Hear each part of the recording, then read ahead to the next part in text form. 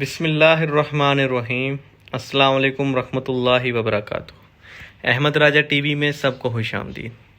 آج میں آپ لوگوں کے لیے ایک بہت ہی خوبصورت حدیث لایا ہوں جو کہ ہمارے معاشرے پہ بالکل فٹ آتی ہے۔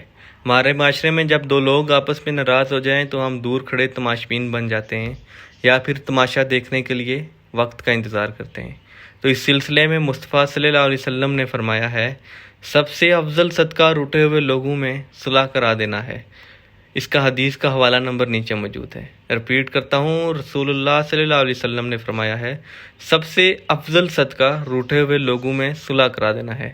جب آپ دیکھیں آپ کے معاشرے میں، آپ کے خاندان میں یا آپ کے محلے میں دو لوگ آپس میں ناراض ہو گئے تو آپ کا اخلاقی بھی فرض بنتا ہے کہ ان دونوں کو آپس میں راضی کروائیں اور اللہ تعالیٰ سے اس کے بدلے میں اجر لیں۔